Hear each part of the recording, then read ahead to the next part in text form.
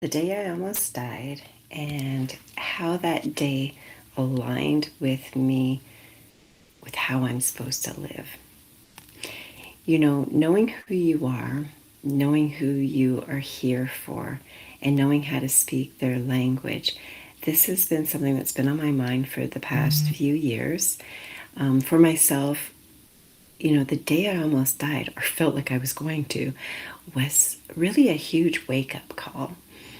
I haven't always been the best at listening to the nudges.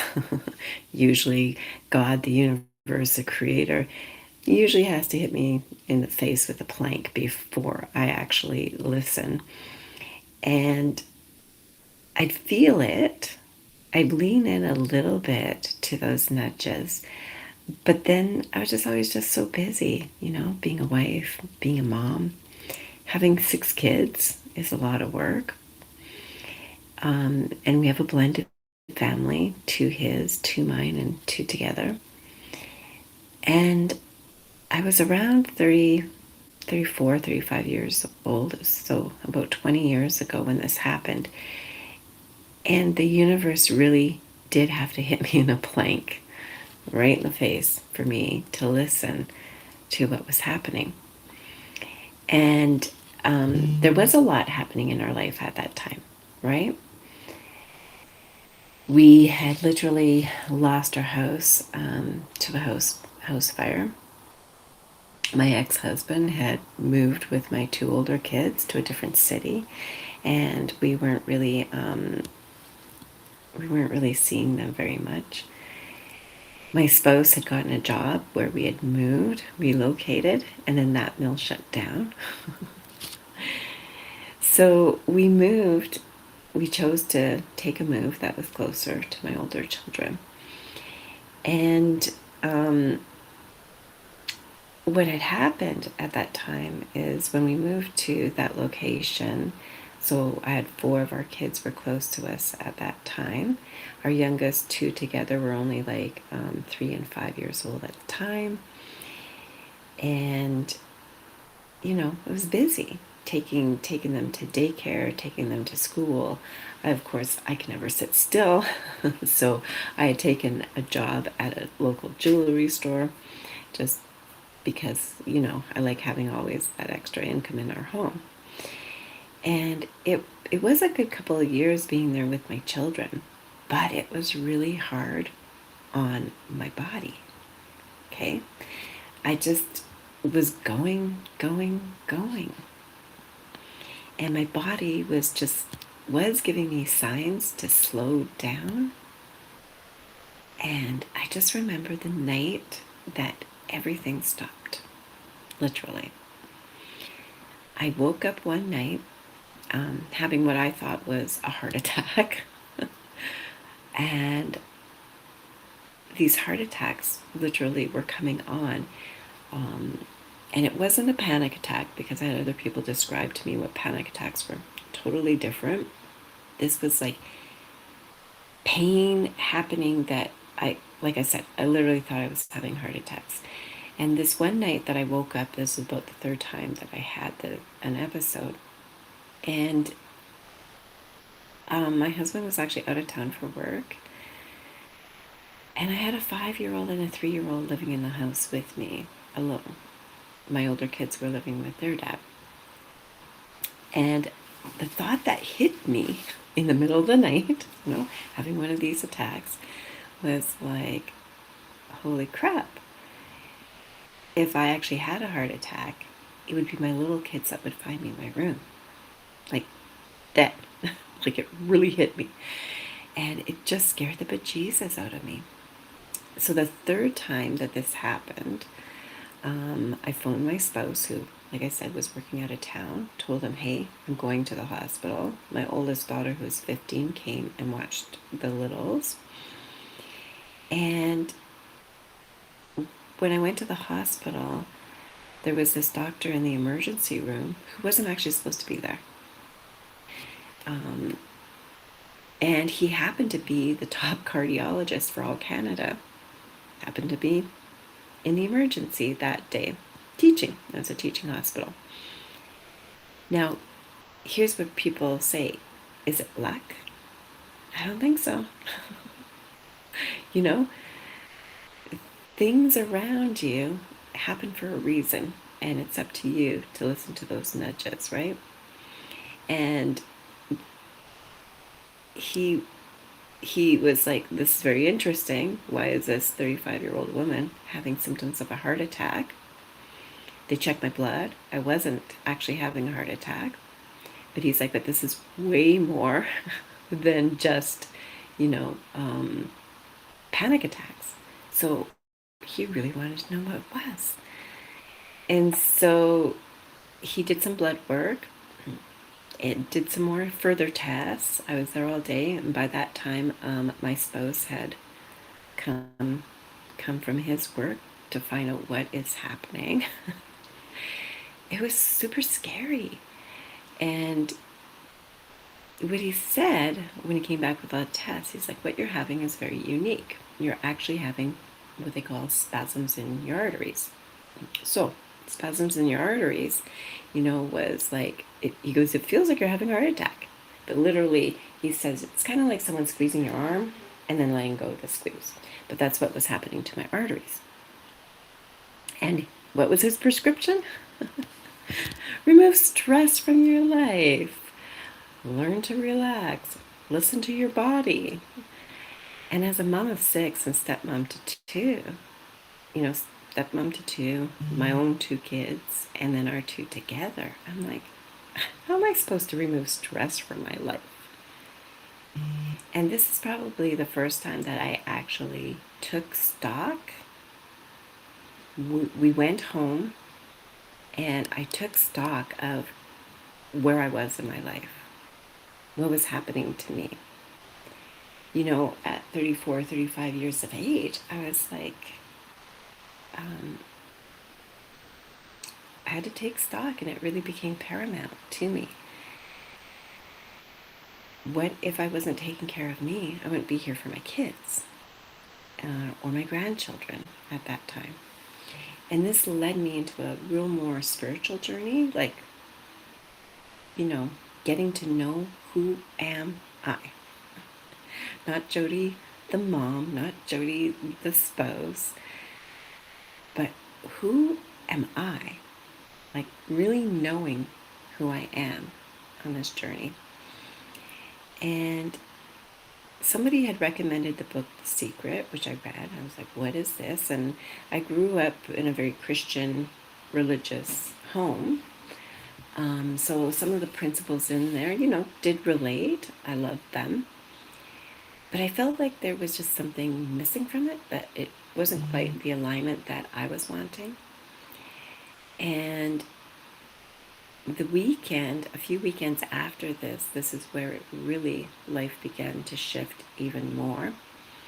Because at that time I'm like, well, since The Secret didn't give me the full why or how, I bought this 90-day self-development course. And I have been always, teaching sales and leadership development and things like that through my personality profiling, and now doing human design as well.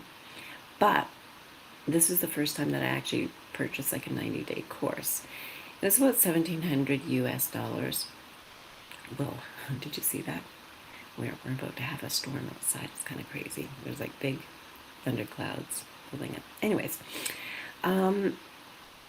and I knew that there was something in there that I needed to hear, that I needed to do. And I've always been a big person who I like to have it handwritten out in front of me to work from. I always have, always will. And I've known from everything that I've done in the past that that's when you really make your head-to-heart connections with pen and paper. Being able to do something for yourself that leads you through this journey. And so I purchased it, and after I purchased it, my father asked me to go on a Harvey Ecker convention with him and his cronies. They needed a driver, and they were willing to pay my gas down and, of course, for my stay in Vancouver. So I thought, why not? And as I was literally walking out the door, my spouse said to me, hey, when you get home, I'm not going to be here. Right? Oh, nice. So a couple months after almost dying, now this. But here's the thing, already in a couple of months, instead of panic in my body, instead of dramatizing it, so to speak, I had already learned that if this is what is going to happen, this is what's going to happen. Like I kind of released my depending on someone else already.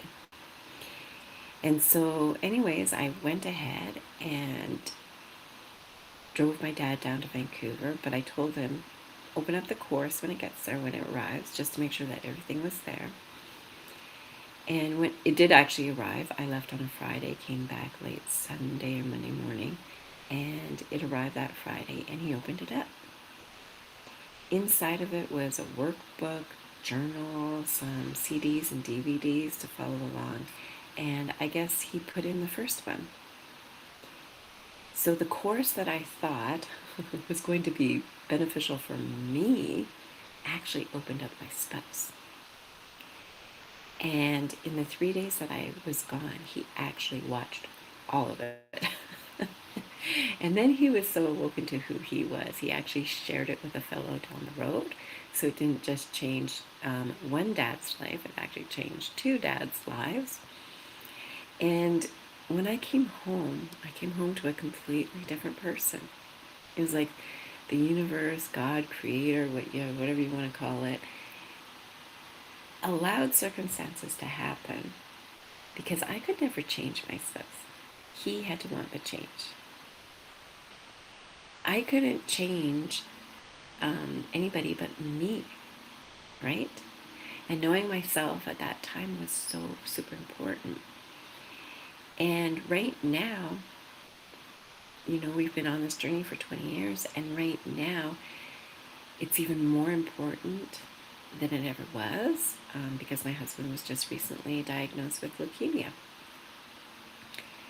And I want to be really honest with you about what that does to a person. Because now when your future with your spouse becomes so unsettled, you find out very quickly what you are underneath. Your energy, your communication, how you hold yourself when you don't know what's coming. We're actually heading out here today very shortly to go to his cancer blood doctor to find out where on the leukemia spectrum he is. 20 years ago, my, waking up in a cold sweat one night wondering if I was even going to die had led me on a journey to find Jody, to be here for my children. And today, it's like, again, it's like an ongoing journey. And today I'm finding Jody again. Because knowing yourself, it's not just something that you do once. It's what you come back to every single time it gets hard. And that's my big why right now.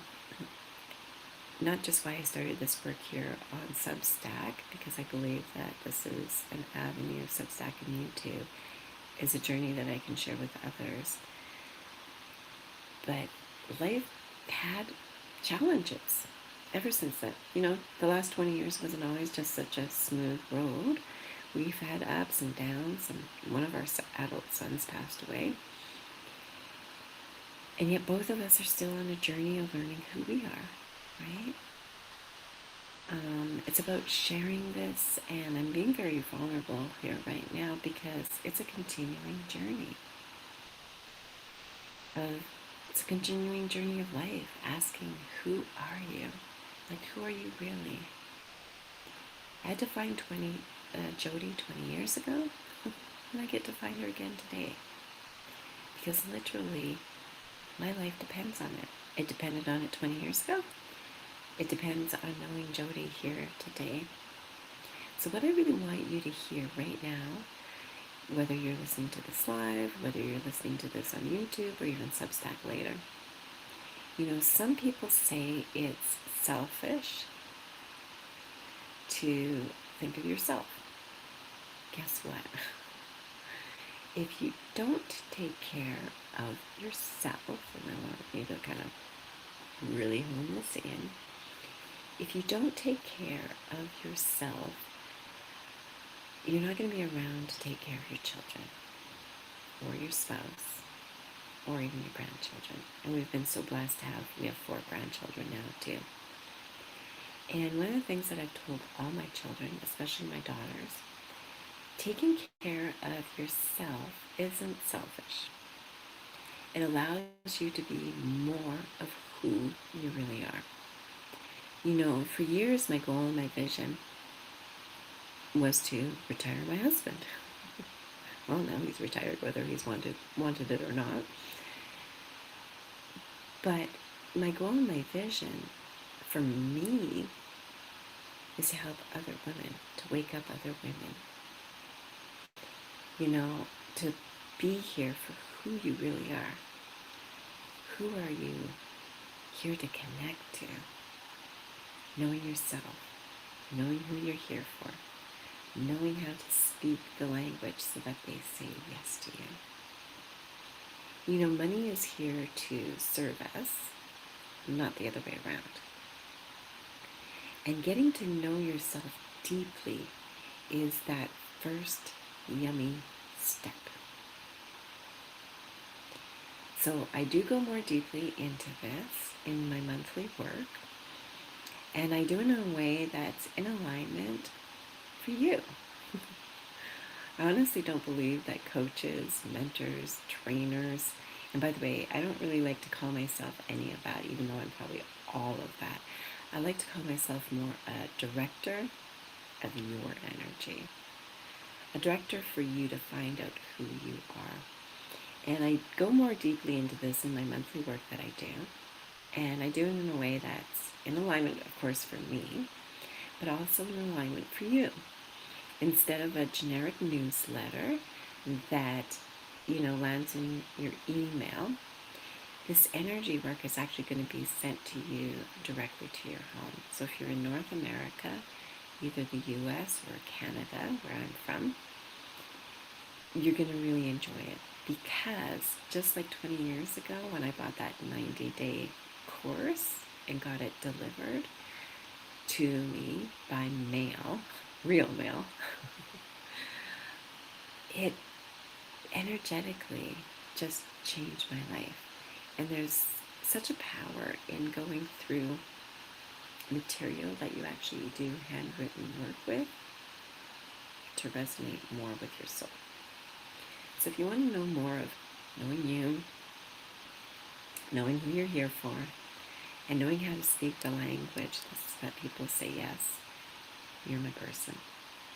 If this is resonating, shoot me a message. Let's do this together. All right. Bye for now. It was super nice getting to know you a little bit more today. This is Jody Maley with the Heart Centered Entrepreneur.